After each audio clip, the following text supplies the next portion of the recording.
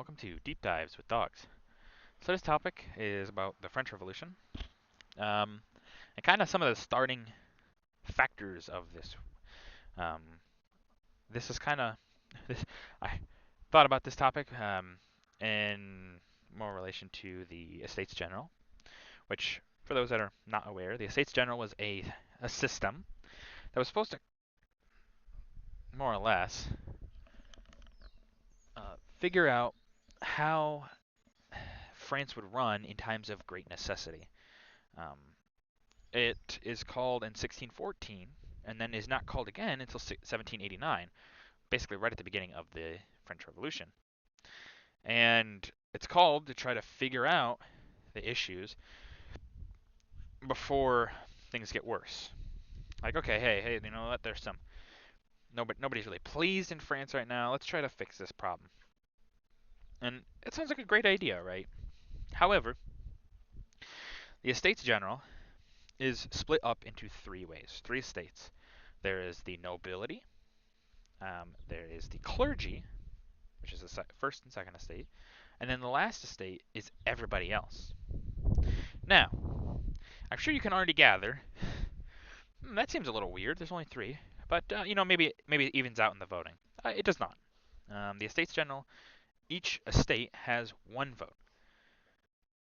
Even, right? Except when you look at there's 20% of the population that has two votes combined, and then 80% that has one, and that can lead to some issues, you could say. One of those issues is the first and second estate don't agree with the third estate. And so that leads to a lot of anger and frustration because people are trying to fix things, and the first two estates are being sticks in the mud and are not acquiescing to anything the third estate wants. They're just doing what they want. Um, and it really, really screws them over. If they would have known what was coming, they probably would have acquiesced a little bit, but like, hey, we'll acquiesce here, not here, here, give or take, give and takes.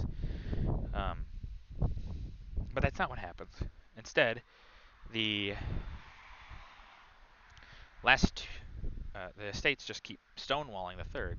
Eventually, the third just leaves, and they have their own meeting, and then they're barred from that meeting, and then they go somewhere else, and then French Revolution. And this is really kind of the start of the French Revolution.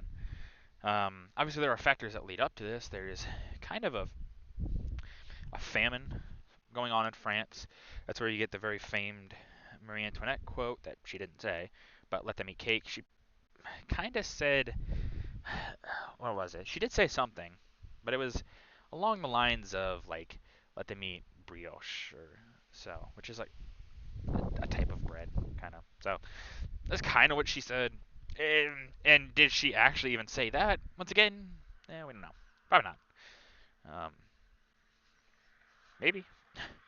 That becomes a very big focal point to the French people. And their king is not a good king for this time. I'm sure Louis could have been a great king for a peaceful age. He'd have been not necessarily one of the best remembered kings, but he would have been like, he didn't really mess up anything. He didn't really fix anything. But in a time of great crisis, not the guy. He's not that guy. He is not that guy for that job. He's just not. Um, he has too much responsibility. He is not the person that can handle that responsibility, and so that's why things just spiral out. And there are things that happen that Louis probably shouldn't have done, but he did because he is not the right fit for the job. There's things like helping out the American Revolution, for instance. Louis helps out America a lot and puts France in a lot of debt, which leads to a lot of this famine. And France gets into so much debt that, and Louis expects payment back, and America's like, yeah, we ain't doing that because that just wasn't the plan. That's never the plan. But Louis does this to try to get back at the British, and it does, that's for sure. But then it in turn harms him his people see, hey, we're funding a revolution against a monarchy. Why don't we do something similar? Huh. Louis, like I said, Louis probably not the smartest guy sometimes. Made some decisions. Probably shouldn't have done those. It is what it is. Hey, at least America's really happy. Hey, thanks France, thanks Louis. Uh, but yeah, there's just a cascading of events where another king probably would have handled them better, potentially, but not Louis. Louis is just not. He's not necessarily the worst king, but he definitely wasn't the best, and they needed kind of the best at this time.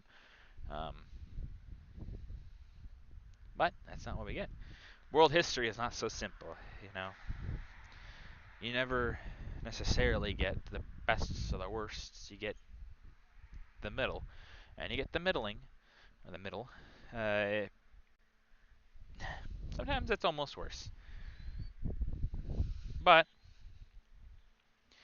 that's gonna do it for this video. If you guys like the video, leave a like. If you have any ways I can improve these videos, leave a comment down below. I read all your comments. And as always, subscribe. It really does help out the channel. Thank you.